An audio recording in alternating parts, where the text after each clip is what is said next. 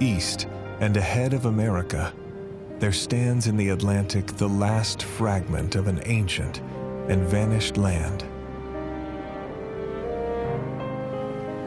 For 20 miles, this last and outer Earth faces the ever-hostile ocean in the form of a great eroded cliff of earth and clay. Worn by the breakers and the rains, and disintegrated by the wind, it still stands bold. Henry Beston, 1928.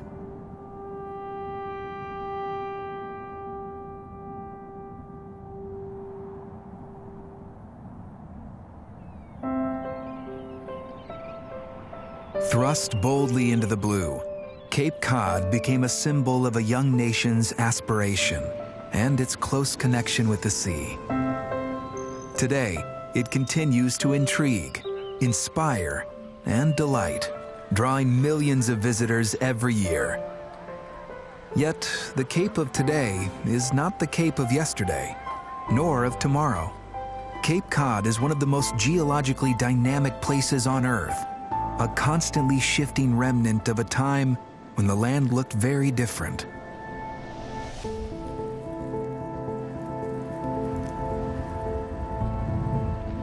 "20,000 years ago, New England was covered by the massive Laurentide ice sheet, a mile-high continental glacier. Every winter, fed by snow and freezing temperatures, the ice sheet advanced southward, grinding the rock below like a bulldozer.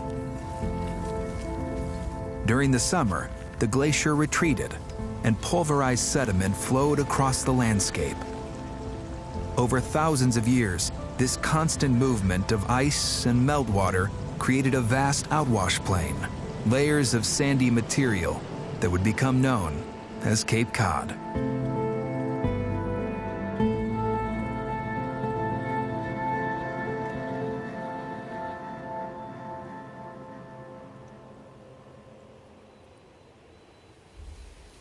Asi Kisakakish, Achi Wompak, Aki Chikwapamu, Niat Wompak, Payamu, Wikwai. Asimuk Aki Kasapai Kawankwami Awa Asak, Kisa Pasuak. Yukyanaki Akwompak, Asi Kisakakish, Chapimak, Pakanai Wonk Watch Wikwai. Wanita Panatamwi Ahwompai.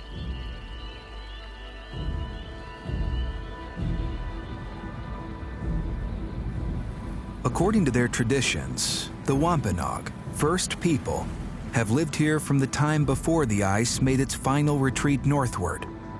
They farmed the land, hunted the forests, and fished the waters. They maintained strong social networks up and down the East Coast, visiting, sharing news, feasting, and raising children, as they had for generations. It was here on Cape Cod that Europeans made some of their earliest contact with the region's Native Americans. French explorer Samuel de Champlain drew a map of the flourishing Wampanoag settlement around the Nauset Marsh. And it was here where the English pilgrims first arrived in 1620, when one journey ended and another began. For the first people, their way of life was dramatically changed. Dropping anchor in Provincetown Harbor, a small party from the Mayflower landed to search for water, taking their first steps into the New World. Sand hills, like the Downs in Holland, but much better. Excellent black earth, all wooded with oaks, pines, sassafras, juniper, birch. The wood for the most part open and without underwood. Edward Winslow, 1622. With the arrival of European settlers, Cape Cod's forests were cleared for farming. The timber was harvested for the construction of homes and boats, or burned as fuel. Only recently have the forests begun to reestablish themselves, along with the animals that depend on them.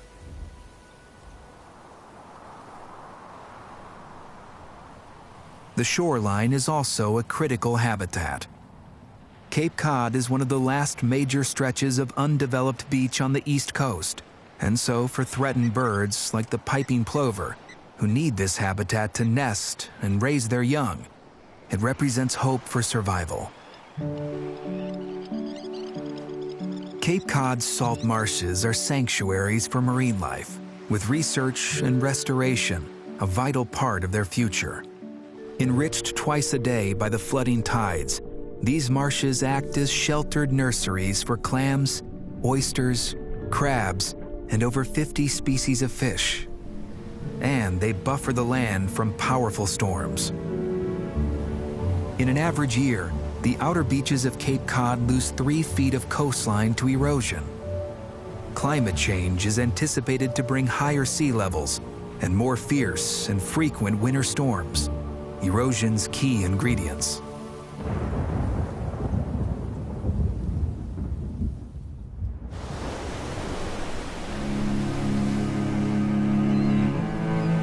I wish to see that seashore, where man's works are wrecks. Where the ocean is landlord as well as sea lord, and comes ashore without a wharf for the landing. Where the crumbling land is the only invalid. The restless ocean may at any moment cast up a whale or a wrecked vessel at your feet. Henry David Thoreau, 1849. The sands shift below the water as they do on shore, causing treacherous conditions along the highway of ships sailing to and from Boston in the 1700s and 1800s. Before the completion of the Cape Cod Canal in 1914, at least 3,000 ships were wrecked along this graveyard of the Atlantic. Rescue huts were constructed, offering shelter to sailors who reached land. And soon, a network of manned life-saving stations evolved, operated by rescue crews. Lighthouses were also built, acting as both a warning to mariners and a welcoming beacon of hope to immigrants. Despite the danger, the sea was too precious a resource to ignore. Just 100 miles off the coast of Cape Cod is George's Bank, a high underwater plateau. Here, the mixing waters of the cold Labrador Current and the warm Gulf Stream bring nutrients to the surface, creating conditions for one of the most productive fisheries in the world. European fishing fleets had been visiting George's Bank even before the English pilgrims arrived, but by the mid-1800s, the hunger for whale oil and cod transformed New England into an international commercial center. Local fishing and whaling industries boomed. Sea captains from Cape Cod sailed the world. Eventually, fish and whale populations were decimated.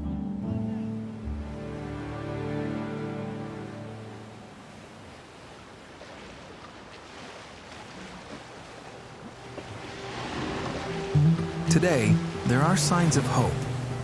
In springtime, right whales still come to Cape Cod Bay to feed on plankton. Having nearly vanished a century ago, this critically endangered animal still faces many threats and is the focus of research and sustained conservation efforts. Gray seals, driven to near extinction by hunting and bounty, have returned as well. White sharks are now seen more often hunting this plentiful food source close to shore, and the herring make their springtime run upstream to the fresh waters of the kettle ponds. People also find refuge on Cape Cod. By the early 1900s, Cape Cod had become a destination for relaxation, recreation, and inspiration. Painters like Edward Hopper and writers like Tennessee Williams joined the long lineage of creative luminaries who came to live in shacks among the dunes, inspired by the quality of the light, the isolation, and the liquid earth beneath their feet. To live in this world, you must be able to do 3 things. To love what is mortal, to hold it against your bones, knowing your own life depends on it. And when the time comes to let it go, to let it go. Mary Oliver, 1983. Despite its appearance of permanence, Cape Cod's future, like its past, is forever tied to the sea. Within a few hundred years, it may no longer resemble the Cape we see today. George's Bank may hold a clue to that future. This underwater plateau was once a peninsula like Cape Cod, before the glaciers melted and the rising ocean waves eroded the land away. Yet we who care for this special place still have influence. Cape Cod National Seashore was established in 1961. It encompasses the ancestral homeland of the Wampanoag, whose descendants continue to celebrate their heritage and sense of place, as well as 6 vibrant towns, creating a unique and collaborative model that has influenced the development of other national parks. Today, the National Seashore offers us a chance to explore and enjoy a place rich in natural and cultural history. For some, it is a living laboratory, offering a greater understanding of our environment. For others, it is a destination for sport and creativity, a place to disconnect and reconnect. No matter what brings each of us here, we all must be stewards of this fragile gift from the glaciers. They took this job very seriously, and they had to sacrifice their lives.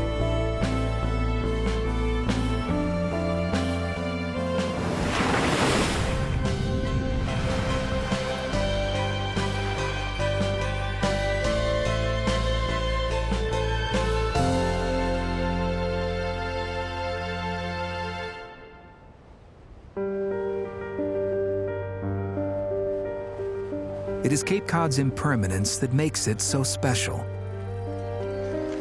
The cycle of seasons, the movement of creatures, the transience of the landscape.